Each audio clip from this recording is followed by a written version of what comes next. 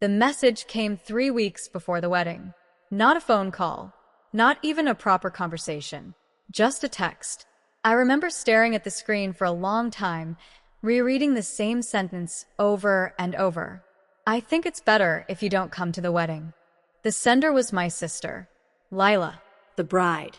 For a moment, I honestly thought she was joking. My fingers hovered over the keyboard as I typed back. Is this some kind of joke? 3 dots appeared almost immediately. Then another message. No. I'm serious. My chest tightened. Why? There was a pause, long enough for doubt to creep in. Then her answer arrived. Because you're embarrassing. I felt the words hit harder than I expected. Embarrassing. I read it again, then again. It wasn't just the word. It was the casual way she said it, like she was describing the weather, like it was obvious. I stared at the phone for another minute before typing. What exactly did I do? Her reply came fast. You always do this. You don't understand how important this wedding is. That made even less sense. What did I do? I typed again. A moment later, my phone rang. Lila. I answered. Explain this, I said immediately. Her voice sounded irritated. I knew you'd react like this. React like what? Confused? You always make everything complicated. I leaned back in my chair. Lila, you just banned me from your wedding. I didn't ban you. You literally told me not to come. Because I don't want drama. My stomach dropped slightly. What drama? She sighed loudly. You know how people look at you. No, I said slowly. Actually, I don't. Because you don't notice things. Try me. Silence. Then she finally said it. You don't fit the image. I blinked. The image. It's a formal wedding, she continued. My fiancé's family is very particular. About what? About appearances. I let out a quiet laugh. So, this is about clothes? It's not just clothes. Then what? Another pause. Then the words came out sharp. You run a mechanic shop. The sentence hung between us, like it explained everything. I closed my eyes briefly. Yes, I said calmly. Ido. And you show up covered in grease half the time. I clean up just fine. That's not the point. Then what is? My fiancé's parents are very high profile, she said carefully. Doctors. Lawyers. Investors. They expect a certain type of guest.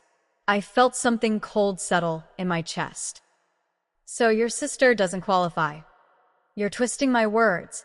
No, I said quietly. I'm repeating them. She exhaled in frustration. Look, I just want the day to be perfect. And my presence ruins that. I didn't say ruins. You said embarrassing. The silence that followed told me everything. Finally, she said, You've always been different. Different how? You never cared about presentation. Because I cared about building something real. That's exactly the problem. I laughed again. This time, there was no humor in it. So, let me understand this. Yes, you're banning your own sister from your wedding because I work with my hands. You're oversimplifying it. Am I? Her voice hardened. I'm protecting my reputation. There it was. The real reason. My chest felt strangely calm now. Lila, I said softly, do Mom and Dad know about this? They agree with me. That surprised me less than it should have. They said the wedding should stay elegant. I stared at the wall across the room. For a moment, memories from childhood flashed through my mind. Lila always being the center of attention. The pretty one. The polished one. The one people admired. And me, the practical one. The quiet one. The one who fixed things. Literally. Cars. Engines. Machines. Anything broken. You know something funny? I said. What? You used to ask me to fix your bike every summer. That's different. Is it? Yes. How? Because this is my wedding. I nodded slowly. Right. So you understand? Yes. My calm answer surprised her. Wait, really? Of course. There was relief in her voice now. Thank you. I knew you'd see reason. But I wasn't finished. I understand something very clearly. What? That you think I'm embarrassing. That's not what I... No. Interruptă gently. It's exactly what you said. Another pause. Then she added, please don't make a big deal out of this. I won't. Good. Lila. Yes. I hope your wedding is perfect. Thank you. And I hope you never need my help again. She laughed, as if I would. The call ended. The room felt very quiet. I placed the phone on the table. For a long time, I just sat there thinking about family, about pride, about how quickly people forget who helped them. Then I stood up, walked into the garage behind my shop, and looked at the row of cars waiting for repair. Because while my sister was planning the most important day of her life, she had absolutely no idea what was about to happen next. The morning after Lila banned me from her wedding, I woke up earlier than usual. Not because I couldn't sleep, but because my mind had been unusually calm. For years, people had assumed my life was simple. A mechanic shop, grease under my nails, work boots instead of dress shoes. But what most people didn't understand was that the shop I ran wasn't small anymore. Not even close. 10 years earlier, it had been just me and a rented garage with 2 lifts and a toolbox I bought secondhand. Back then, I fixed anything that rolled through the door. Old trucks, broken motorcycles, delivery vans that had seen better days. I worked 14-hour days, sometimes longer, sometimes without taking a day off for weeks. But slowly things changed. 1 shop turned into 2, 2 turned into 4. Then a fleet contract came in from a logistics company. Then another. Within a few years, I wasn't just fixing engines anymore. I was running one of the largest independent fleet service companies in the state. We handled maintenance for delivery trucks, construction vehicles, and emergency service fleets. 300 vehicles, 30 employees, 6 service locations. And the funny thing was, most of my family had no idea. Not because I hid it, but because they never asked. They had already decided what I was. Just a mechanic. That label was easier for them. Especially for Lila. My older sister had always believed success looked a certain way. Designer clothes, luxury offices, perfect social circles. The kind of life she was about to marry into. I turned the lights on in the garage and walked between the parked vehicles. A black SUV, 2 commercial vans, a city maintenance truck waiting for inspection. Real work, real people, real lives depending on these machines running properly. I checked my phone. 7 missed calls from my assistant. Morning, Sam, I said when he picked up. Morning, boss. You need to see this. See what? The email from the Carter Foundation. That made me pause. What about it? They confirmed attendance. My lips curved slightly. Already? Yeah. And they want to finalize the announcement schedule. I leaned against the workbench. Good. Sam hesitated. Are you still planning to go through with it? Yes. You're sure? Yes. He chuckled quietly. Your sister's reaction is going to be legendary. I smiled. She'll survive. The Carter Foundation was one of the largest automotive training charities in the country. 2 years earlier, they approached my company about funding scholarship programs for young mechanics who couldn't afford technical school. I agreed. Not quietly either. I had donated enough money to create a permanent program, the Zunri Hale Technical Scholarship. Over 100 students were already enrolled. But the foundation wanted something more. They were launching a national campaign for skilled trades, and they wanted to announce the program publicly. At a high-profile event, an event with media coverage, an event hosted by a wealthy donor family. Guess whose family that was? My future brother-in-law's, Lila's fiancé. His parents had organized a charity reception the same weekend as the wedding, a reception honoring the foundation's largest donor. They didn't know who that donor was yet.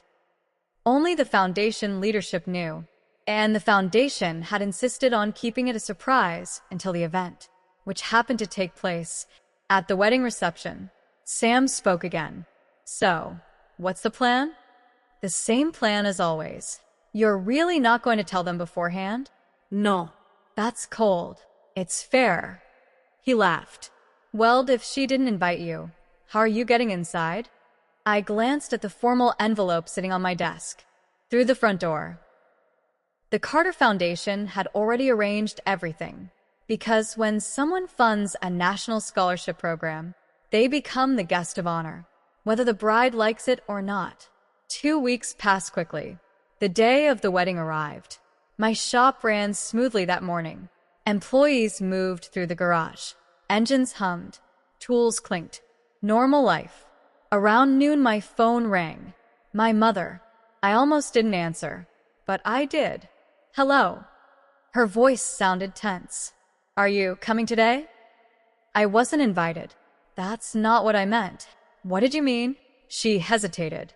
Your sister is nervous. About what? She thinks you might show up anyway. I smiled slightly. Don't worry. She said she hopes you understand. Idag. Good. I ended the call. Then I walked into my office. The suit hanging on the door was brand new. Dark navy. Perfectly tailored. Not exactly mechanic shop attire. I changed slowly, then picked up the envelope from the desk. Inside was the official Carter Foundation program. At the bottom of the schedule were the words, Special Guest Recognition.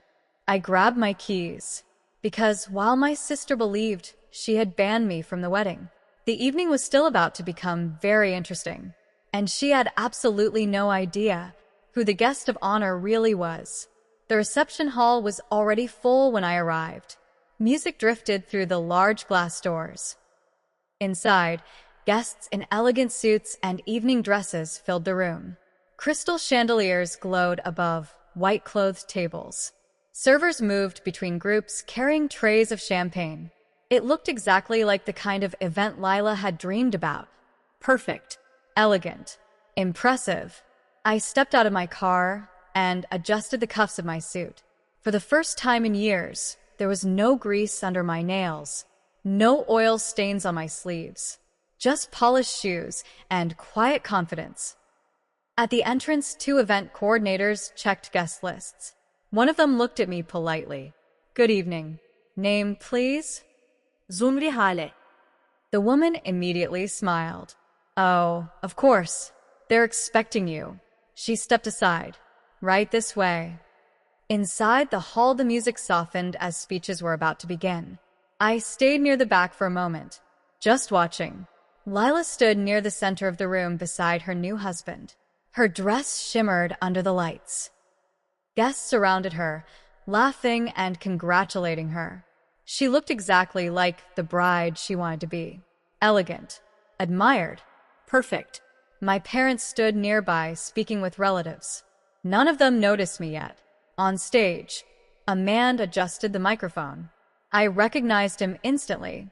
Mr. Carter, founder of the Carter Technical Foundation. He tapped the microphone gently. The room quieted. Good evening, everyone. Guests slowly took their seats. Lila turned toward the stage with a confident smile. This evening, Mr. Carter continued, is not only a celebration of marriage. He glanced toward the bride and groom, but also a celebration of opportunity. Several guests looked confused. He continued speaking. Tonight we are announcing a new national scholarship program for students pursuing careers in technical trades. Murmurs spread through the crowd. Lila's new father-in-law nodded proudly. Mr. Carter smiled. This program will support hundreds of young mechanics, technicians, and engineers who otherwise might never get the chance to study. The crowd listened politely. Then Mr. Carter added something that changed the atmosphere instantly. And none of it would be possible without the extraordinary generosity of one person. Lila's fiancé whispered something to her. She nodded, assuming the donor must be someone from his family. Mr. Carter looked across the room. The individual behind this program has funded the entire scholarship foundation. A quiet ripple passed through the audience. He paused for effect. Tonight we are honored to recognize that person. Lila straightened slightly. Several people turned toward the Carter family table, but Mr. Carter was looking somewhere else, toward the back of the room. Toward me. Please welcome the founder of the Hale Technical Scholarship. He raised his hand. زمری حاله. For one long second, the entire room froze. Then heads turned, first slowly, then all at once. Toward me. I stepped forward. The crowd parted as I walked toward the stage. My heels echoed softly across the marble floor. Lila stared at me like she had seen a ghost. Her mouth opened slightly. What? Mr. Carter shook my hand warmly. Thank you for everything you've done. The room filled with applause. Real applause. Not polite clapping. Genuine respect. I glanced toward my sister.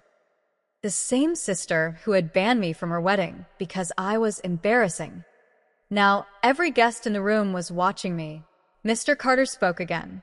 Ms. Hale built one of the most successful independent fleet service companies in the region. Whispers spread through the crowd.